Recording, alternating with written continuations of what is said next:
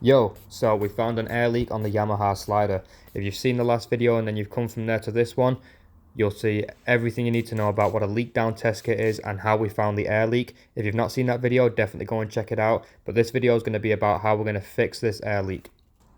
So first thing I'm going to do is just remove the leak down test kit from the inlet manifold. So here you can see it's simply just a pipe that runs into this bung and it runs straight through. It's an open hole on the other side, but it's just got sealant inside of it to stop any air from leaking out. Now we just need to remove these 4 bolts that hold the inlet manifold on. And you can probably see something dangling off the intake manifold there. It's literally just really bad sealant. Someone's tried to use some sealant, I don't know what it was, but it was not suitable for this job. Instead, what they should have been using was hondabond. And again, you can see that the previous owners put some sort of silicone sealant on the gasket right there. And again, that's just not working. Moving on, so I decided that I'm going to need a new gasket regardless. So if I'm changing the gasket and I'm waiting on parts, I might as well just order a new inlet manifold and some reed valves to go along with it, because the total cost was only £25.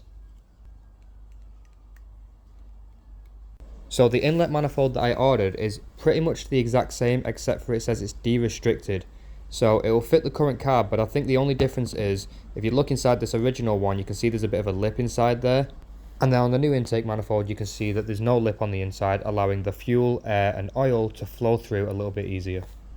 So this bit gets interesting because I've ordered a completely standard replacement reed valve kit, but you can already probably tell that it looks like the opening is a little bit taller. I will add that the new replacement reed valves are made by Motoforce. So the old reed valves are measuring at 35mm by 25mm. However, the new reed valves by Motoforce, which are completely standard, are measuring at 35mm by 30mm. Furthermore, you can see that the Motoforce reed valves on the right side of the screen have the ability to open up a little bit wider. So this is probably going to let more fuel, air and oil into the crankcase and then into the cylinder. This is probably going to give us more power, even though it says it's a standard replacement. So now I'm just using a bit of carb cleaner and a toothbrush to just clean up the mating surface to make sure that everything definitely seals this time. So if you saw the video when I installed the Stage 6 V-Force reed valves to the Piaggio Typhoon, you know that what comes next is the hondabond. So I'm just spreading a nice layer of hondabond across the gasket, and I'm just going to smooth it all out with my finger, and then we're going to stick that onto the reed valve. Now I'm just going to apply some hondabond onto the engine itself, so there's hondabond on both sides of the gasket, and then finally we're going to apply some hondabond between the reed valves and the inlet manifold.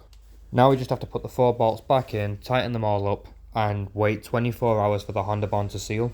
And then we can pressure check the engine again and see if there's any other air leaks that we didn't know about. But I'm pretty sure this is going to be the only air leak. I'm hoping it's going to be the only air leak. And then I can get the bike started and finally start tuning the carburetor properly. And as always guys, it's a Saturday, so definitely go and check out the other videos if you haven't seen them already, especially the one about an air leak down test kit. Thanks to everyone that likes, shares and follows, I really appreciate it.